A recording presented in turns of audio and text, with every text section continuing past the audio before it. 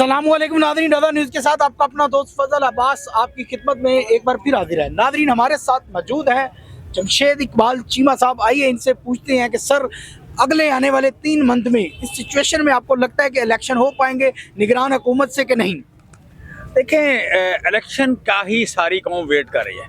बिल्कुल। सारी कौम इलेक्शन का वेट कर रही है। ये तो दरमियान में एक जाली सा दहशत गर्दी का एक स्पेल लाया जा रहा है।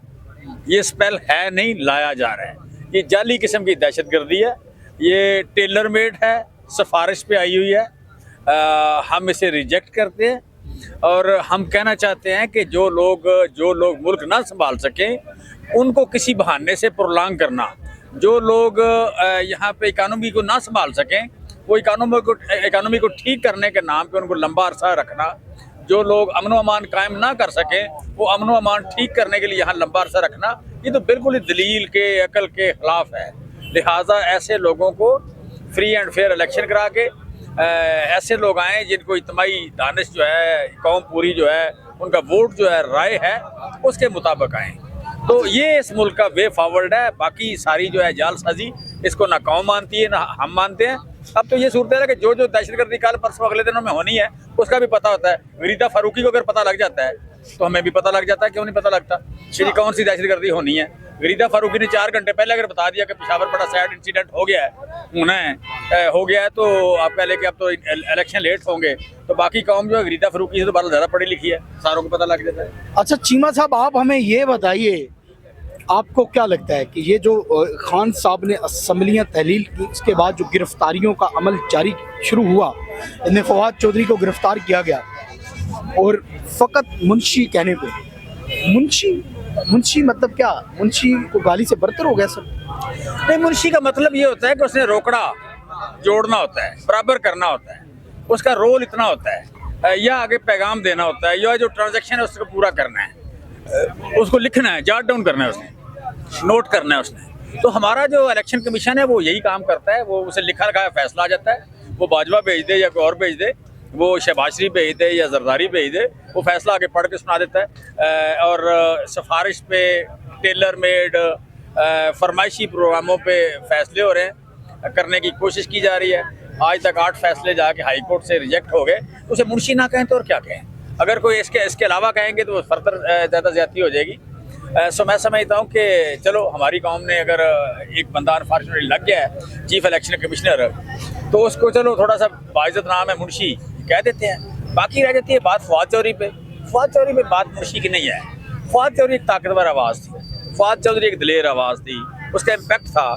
तो इम्पैक्ट वाली आवाज़ें, दलेर आवाज़ें, ताकतवर आवाज़ों को दबाने की कोशिश की जा रही है।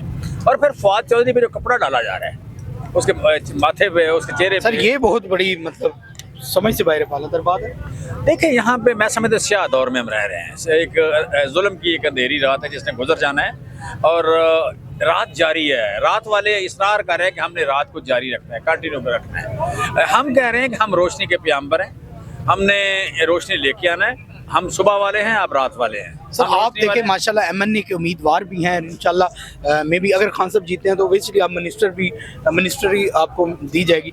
आप सर ऐसी कोई रिकमेंडेशन जो खान साहब को, मतलब खान साहब जब हुकूमत में आए तो उनको रिकमेंड करेंगे? देखिए, हमने जहाँ से छोड़ के आए थे हमने वही करना है। पाकिस्तान का सबसे बड़ा मसला फूड सिक्योरिटी है।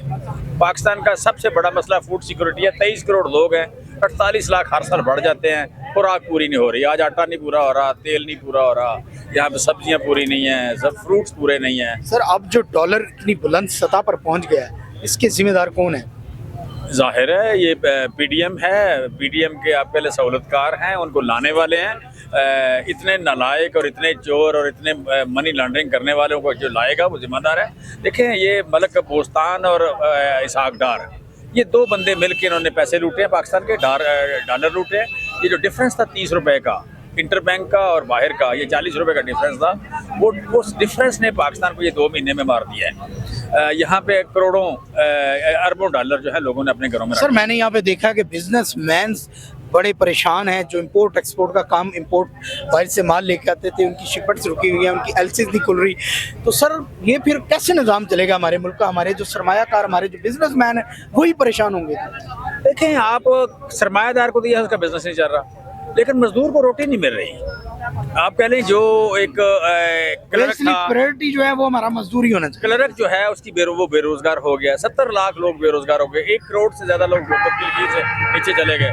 लोगों को सांस का और जिस्म का रिश्ता बरकरार रखना लोगों के लिए मुश्किल हो रहा है। सो ये बुरा दौर है, बुरे हालात हैं, लिहाजा यहाँ पे यू कैन से कि जल्दी इस जुल्म को ख़त्म करना पड़ेगा, अदरवाइज बहुत सारे लोग स्टारवेशन से, कैद से या खुराक ना मिलने की वजह से उनकी मौत का खतरा है। जिस तरह कल 100 लोग दहशतगर्दी में कत्ल हुए हैं, मैं समझता हूँ यहाँ भूख से भी इतने ही लोग मरने का इम्कान है अगर कोई जल्दी इंटरवीन ना किया गया तो।